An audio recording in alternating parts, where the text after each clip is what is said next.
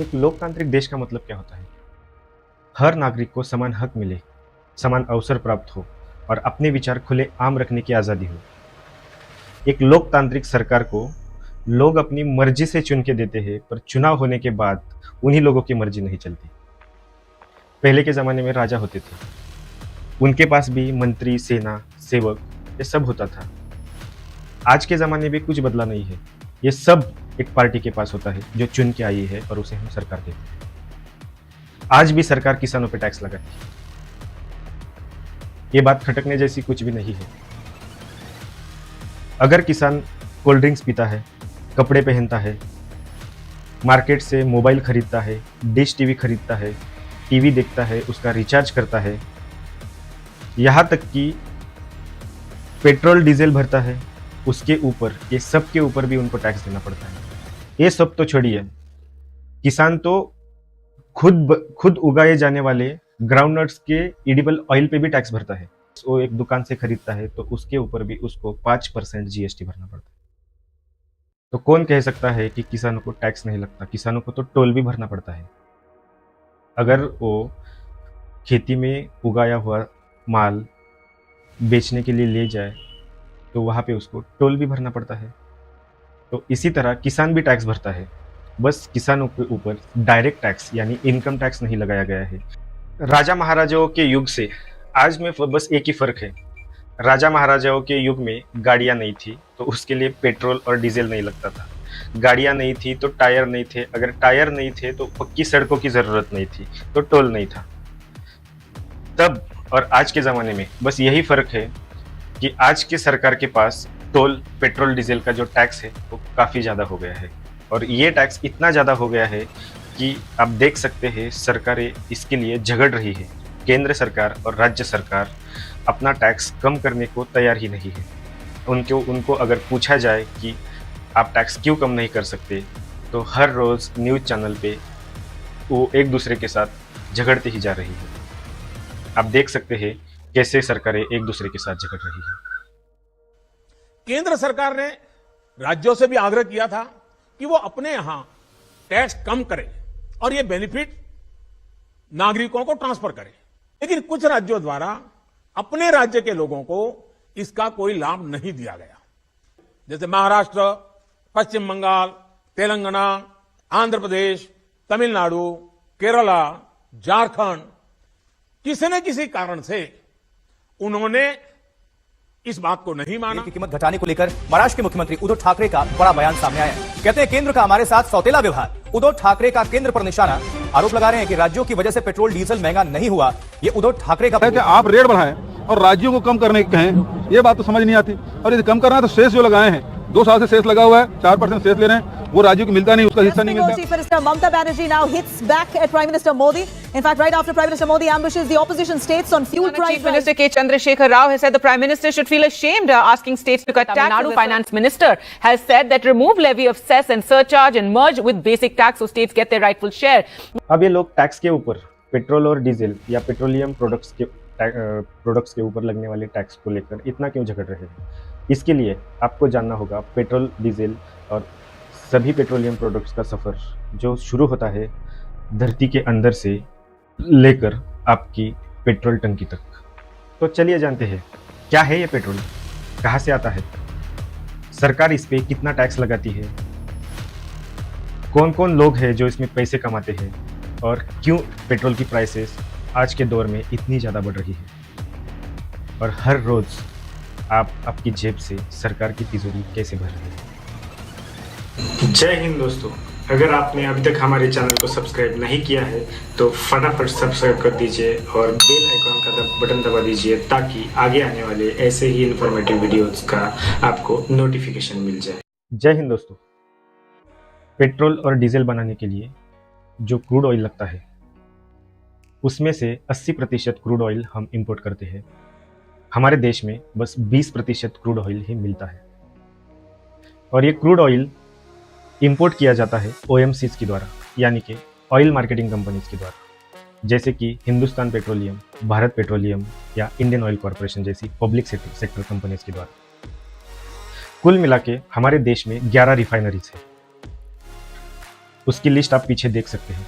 उसमें से 7 public sector companies है, 2 प्राइवेट सेक्टर कंपनीज है और 2 ऐसी है जिनके साथ हमारे देश की कंपनियों ने जॉइंट वेंचर किया है।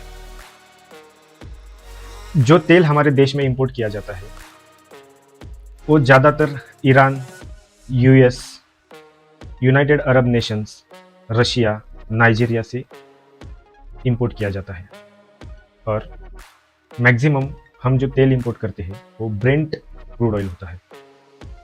इंपोर्ट किया जाने वाला कच्चा तेल रिफाइनरीज में प्रोसेस किया जाता है और उसमें से निकाला जाता है LPG, petrol, diesel, aviation turbine fuel जिसे हम जेट फ्यूल भी कहते हैं, एसफाल्ट यानी डामर और भी सारी चीज़ें जैसे ब्यूटेन, सल्फर। और जो पेट्रोलियम प्रोडक्ट्स में से पेट्रोल, डीजल, एलपीजी ये पहुंचाया जाता है आपके नज़दीकी पेट्रोल पंप पे और वो पेट्रोल पंप के द्वारा आपको बेचा जाता है और आप भी खरीदते हो लंबी लंबी कतारें लगा के। अब ये पेट्रोल की प्राइसेस कैसे तय होती है? पहले गवर्नमेंट रेगुलेट करती थी पेट्रोल की प्राइसेस, यानी 2010 के पहले गवर्नमेंट पेट्रोल की प्राइस डिसाइड करती थी कि आज पेट्रोल की प्राइस क्या रहेगी। अगर ओएमसीज ने प्राइस उनकी बता दी कि हम 40 रुपए में पेट्रोल बेचेंगे तो गवर्नमेंट कहती थी कि नहीं, हम जो रेट कहेंगे उसी से पेट्रोल बेचो, अगर आपको लॉस होता है तो उसके पैसे हम जनता की तरफ से आपको दे देंगे। और उसी में से जन्म हुआ था ऑयल बॉन्ड्स का। ये अलग बात है, हम बाद में डिस्कस करेंगे, पर ऐसे 2010 तक चलता था। लेकिन 2010 के बाद जब डॉक्टर मनमोहन सिंह की कांग्रेस सरकार ने ओएमसीज को पूरा हक दे दिया पेट्रोल की प्राइस डिसाइड करने का और पेट्रोल की प्राइसेस जो गवर्नमेंट रेगुलेट करती थी उसे डीरेगुलेट कर दिया। अब पेट्रोल की प्राइसेस डिसाइड करती है ऑयल मार्केटिंग कंपनीज। और एक उदाहरण के तौर पर आप देख सकते हो, अगर इंडियन ऑयल कॉर्पोरेशन की वेबसाइट पे अगर आप जाओ तो वहाँ हर सुबह 6 बजे आज के दिन का पेट्रोल का रेट आपको दिखाई देगा। यानी हर दिन सुबह 6 बजे हर ऑयल मार्केटिंग कंपनीज अपने पेट्रोल का 1 लीटर का भाव वहाँ पे दिखा देती है और उससे आप पता करवा सकते हैं। या उनके पास और भी सारे ऑप्शंस है, उनका एक ऐप भी है, उनको आप SMS भेज के भी पता लगा सकते हो कि आज के पेट्रोल का क्या भाव है। पेट्रोल और डीजल बनाने के लिए जो क्रूड ऑयल लाया जाता है उसका transportation cost, import duty, port पे लगने वाले हैंडलिंग चार्जेस और रिफाइनरीज में प्रोसेसिंग के लिए लगने वाले चार्जेस को मिला के पेट्रोल का भाव तय किया जाता है। जो क्रूड ऑयल इंपोर्ट किया जाता है वो बैरल में आता है और इंटरनेशनल मार्केट में 1 बैरल की प्राइस के हिसाब से हमें उन्हें पैसे देने पड़ते हैं। अब ये 1 बैरल में कितना क्रूड ऑयल आता है? 1 बैरल में 159 लीटर्स का क्रूड ऑयल आता है और 159 लीटर्स के वो बैरल में से जो पेट्रोलियम प्रोडक्ट्स है वो कितने निकलते हैं?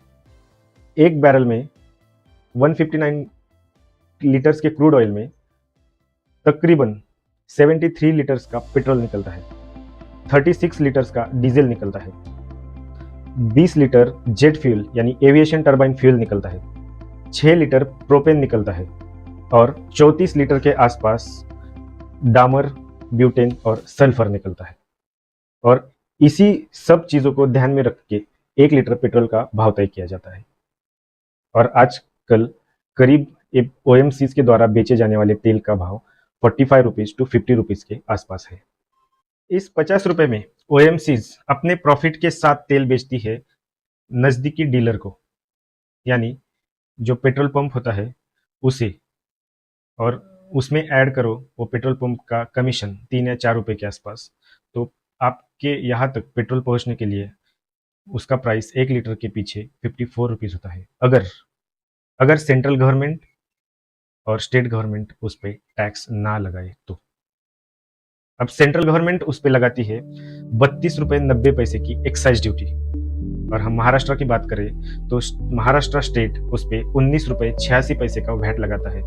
उसके साथ 10 रुपये 12 पैसे का सेस भी ऐड किया जाता है और ये सब ऐड करने के बाद पेट्रोल की प्राइस लगभग 110 और 120 रुपये के आसपास जाती है। जो टैक्सेस होते हैं वो करीब 62 रुपीज़ मतलब 62 रुपये के आसपास होते हैं। ये तो मौजूदा पेट्रोल के प्राइसेस से भी ज़्यादा है, मतलब 100% से भी ज़्यादा टैक्सेस आपके पेट्रोल पे लगा दिए जाते हैं। अब सरकार इतना टैक्स क्यों लगाती है? जब सरकार को कुछ मीडिया वालों ने ये सवाल पूछे तो उसके ऊपर कुछ जवाब आए थे। पेट्रोल डीजल के बारे में एक ही बात करना और कह दिया जाता है सरकार के पॉकेट में चला गया। क्या सरकार की पॉकेट कोई अलग पॉकेट है क्या? अगर आज एक्साइज ड्यूटी और बाकी से अगर जो पैसा आता है सरकार के खजाने में जाता है, और अगर आज घर घर बिजली पहुंचे, घर घर शौचालय बना है, हर घर नल जल दिया जाना है, तो पैसा कहां से आएगा सभापति महोदय? तो अगर हमने डीजल और पेट्रोल से होने वाली आमदनी को अगर देश के विकास के कामों में खर्च हम कर रहे हैं, सरकार का कहना है कि देश की डेवलपमेंट के लिए, यानी आप ही के लिए वो टैक्सेस आपसे लिए जा रहे हैं, पर मुझे लगता है कि डेवलपमेंट के नाम पे आपका आज का जीना मुश्किल करने वाला ये टैक्स सिस्टम किस काम का? या फिर डेवलपमेंट के नाम पे सरकार आप खुद की तिजोरियां तो नहीं भर रही है? आप हमें कमेंट करके जरूर बताइए। इससे एक बात जाहिर होती है कि ये दोनों आप ही के लिए लड़ रहे हैं। हाँ, ये बात अलग है कि इसका हर जाना हर रोज आपकी पॉकेट पे पड़ रहा है, पर कभी कभी माँ बाप के झगड़े चलते हुए बच्चों को कुछ तकलीफें में सहन करनी पड़ती है, पर वो तकलीफें बच्चों को मंजूर भी होती है क्योंकि कमाते माँ बाप है। यहाँ तो सरकार आप ही से पैसे लेके आप ही के लिए लड़ रही है और एक दूसरे के साथ झगड़ रही है। अगर डेवलपमेंट के लिए सरकार ये झगड़ रही है तो हमें ये भी जानना होगा कि ये आखिर में ये डेवलपमेंट है कहाँ? आपसे इतना टैक्स वसूल करने के बाद गवर्नमेंट एक्चुअल में क्या डेवलपमेंट करती है? जो डेवलपमेंट इतनी जरूरी है कि हर रोज जो जीवन आवश्यक वस्तुओं को महंगा करके भी करनी पड़ रही है, क्योंकि अगर पेट्रोल और डीजल बढ़ गया तो आपके घर में हर रोज लगने वाली सब्जियां या बाकी वस्तुएं, इसका ट्रांसपोर्टेशन कॉस्ट बढ़ जाता है और उसी के साथ हर चीज़ बढ़ जाती है। मतलब अगर आप आपके घर में हर दिन जो चीज़ें खरीदी करते हैं उसको बनाने के लिए जो रॉ मटेरियल ट्रांसपोर्ट किया जाता है उसका कॉस्ट बढ़ेगा, आपके शहर तक पहुंचाने में जो ट्रांसपोर्टेशन कॉस्ट लगेगा वो बढ़ जाएगा।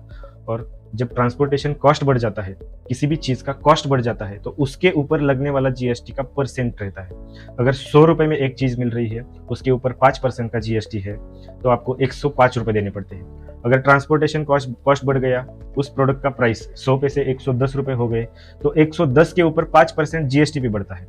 मतलब पेट्रोल या डीजल की प्राइसेस बढ़ गई तो ये श्योर है कि टैक्स अमाउंट भी बढ़ेगा और बेसिक कॉस्ट भी बढ़ेगी। हाँ, ये भी समझ लिया कि ठीक है, पर फिर भी ये टैक्स कलेक्ट करने के बाद कोई भी सरकार आपको बताती है कि ये टैक्स कहाँ यूज किया गया। आपको नहीं लगता हर सरकार ने उनका टर्म खत्म होने से पहले जनता को बताना जरूरी है कि उनके 5 सालों में उन्होंने कितना टैक्स कलेक्ट किया, वो टैक्स कहाँ कहाँ यूज किया, कितना यूज किया, और सरकार का टर्म खत्म होने के कुछ दिन पहले उनके पास कितना टैक्स अमाउंट बचा है। ये आपको कोई नहीं बताएगा और आपको भी कभी ज़रूरत नहीं लगती कि ये जान लिया जाए। आप अगर अपना थोड़ा दिमाग चलाइए तो आप ये सोच सकते हैं, आपके नज़दीक के एरिया में जो भी कॉरपोरेटर्स होते हैं या जो भी लोग जो इलेक्शंस में खड़े होते हैं, अक्सर हम सुनने में आता है हमें कि वो लोग इलेक्शंस के लिए इतना सारा पैसा खर्च कर देते हैं। अगर हमारे देश के एक छोटे एरिया के छोटे से नेता को इतने सारे पैसे खर्च करने पड़ते होंगे तो जाहिर सी बात है पूरे देश में इलेक्शंस लड़ने वाली पार्टी को कितने पैसे लगते होंगे। अब ये पैसे आते कहाँ से हैं? इनको फंडिंग कौन करता है? फंडिंग करने वाले इनको क्यों फंडिंग करते हैं? और अगर वो फंडिंग करते हैं तो उसके पीछे फंडर्स का कोई प्रॉफिट भी होता होगा, ये आप कभी नहीं सोचोगे, क्योंकि आप भी वोट डालते हो किसी ना किसी प्रॉफिट की वजह से।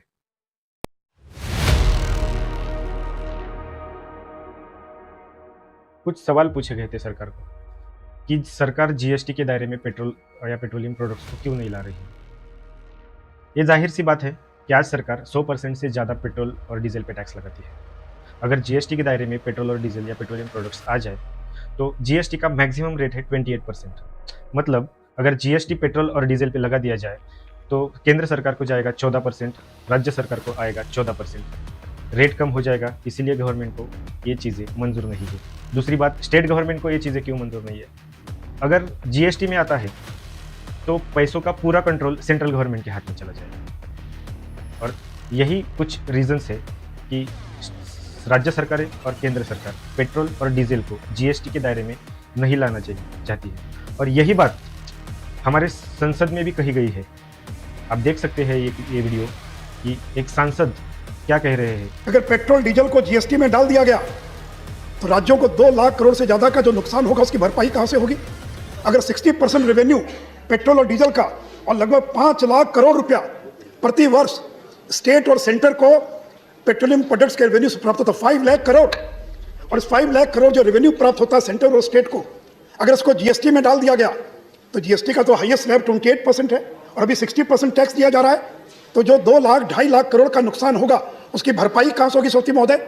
और 28% टैक्स का मतलब है कि केंद्र राज्य दोनों को मिलाकर केवल 14 रुपया टैक्स के रूप में प्राप्त होगा। States will gain only 14 rupees as a GST if petroleum products are included in the GST regime.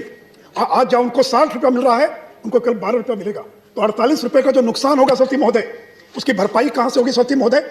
इसलिए मैं सदन के माध्यम से कहना चाहूंगा, यह संभव नहीं है कि आगे आने वाले 8-10 वर्षों तक पेट्रोल और डीजल को जीएसटी में डाला जा सके। सरकारें अपना टैक्स कम करने के लिए तैयार नहीं है, क्योंकि उनको रेवेन्यू चाहिए। ये रेवेन्यू किस चीज़ के लिए चाहिए? डेवलपमेंट के लिए चाहिए। किसके डेवलपमेंट के लिए चाहिए? जनता की डेवलपमेंट के लिए चाहिए। अगर जनता की डेवलपमेंट ही आप करना चाहते हो तो आज इतनी ज़्यादा तकलीफ देके ये डेवलपमेंट क्यों करनी है? क्योंकि सरकारी खजाने भरते हैं, और सरकारी खजाने कहाँ कहाँ यूज़ किए जाते हैं वो सबको पता है। इसके पीछे सरकार की गलती नहीं है, गलती है आप और हम जैसे वोटर्स की, जो वोट डालते वक्त ये नहीं सोचते कि हम किस चीज़ के लिए वोट डाल रहे हैं। कुछ लोग पैसे लेके वोट डालते होंगे, कुछ लोग अंधभक्ति में वोट डालते होंगे, और कुछ लोग तो वोट इसलिए डालते हैं कि जो भी कैंडिडेट्स खड़े हैं उनमें से किसी एक को चुनना है। पर आपको पता होना चाहिए, डेमोक्रेसी में वोट डालना ज़रूरी है, कोई भी कैंडिडेट चुनना ज़रूरी नहीं। अगर आपको कोई भी कैंडिडेट पसंद नहीं है तो वोटिंग मशीन के ऊपर नोटा का एक बटन होता है, यानी none of the above candidate.